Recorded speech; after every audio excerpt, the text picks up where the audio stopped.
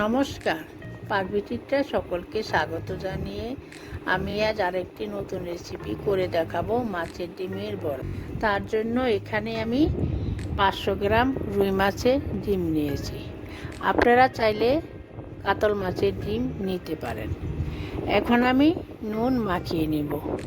ডিমে নুন মাখিয়ে কিছুক্ষণ রেখে দিলে ডিম ধোয়ার সময় জলের সঙ্গে চলে যায় না।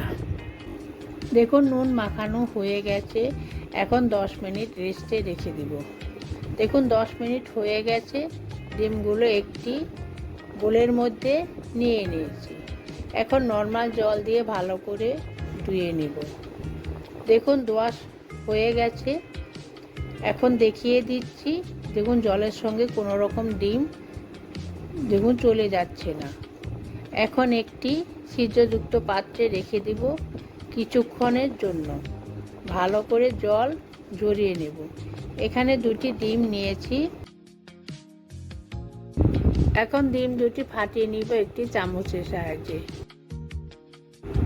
ডিম দুটি এখানে বাইন্ডিংয়ের জন্য নিয়েছি। দেখুন ফাটানো হয়ে গেছে। এখন চামচের সাহায্যে ভালো করে ফেটিয়ে নেব।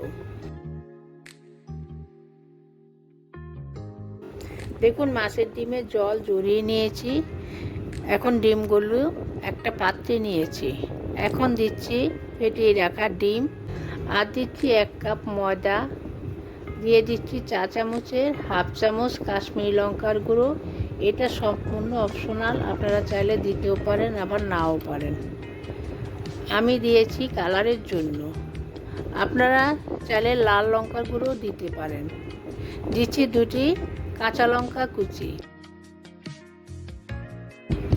দিচ্ছি 2টি মিডিয়াম সাইজের পেঁয়াজ পেস্ট, দিচ্ছি অল্প পরিমাণে নুন। এখানে নুন আমি অল্প করে দিচ্ছি, ডিমে আগে নুন মাখানো ছিল। দিচ্ছি চা চামচের হাফ চামচ হলুদ গুঁড়ো। এখন হাতের সাহায্যে ভালো করে মাখিয়ে নিই। এখানে ময়দা বাইন্ডিংয়ের কাজে আসবে। এই মাছের বড়া রেসিপিটি খেতে খুবই অসাধারণ হয়।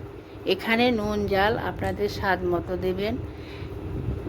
ভালো করে মাখিয়ে নিতে হবে যাতে ডিমের মধ্যে নুন ঝাল ভালো করে মিশে যায়।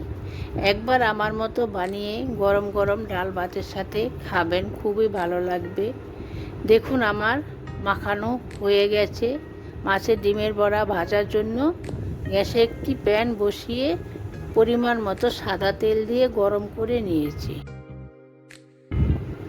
এখন এক এক করে মাছের ডিম মাখানো থেকে অল্প অল্প করে দিয়ে দেব। এ সময় গ্যাস লোতে করে দেব। গ্যাস লোতে রেখে ভাজতে হবে, তাহলে ডিমের বড়াগুলো ভালোভাবে ভাজা হবে। দেখুন আমার এক পিঠ হয়ে গেছে। এখন উল্টে দিব। এভাবে উল্টে পাল্টে লাল লাল করে ভেজে নিতে হবে। আমার রেসিপিটি কেমন হলো আমার কমেন্ট বক্সে অবশ্যই কমেন্ট করে জানাবেন। আমার চ্যানেলটি সাবস্ক্রাইব করবেন। দেখুন মাছের ডিমের বড়া ভাজা হয়ে গেছে। এখন তুলে নেব। ভিডিওটি দেখবেন, সাবস্ক্রাইব করবেন, বেশি বেশি করে শেয়ার করবেন, পাশে থাকবেন। ধন্যবাদ। গরম গরম ভাতের সাথে এই মাছের ডিমের বড়া খেয়ে দেখবেন, অবশ্যই ভালো লাগবে।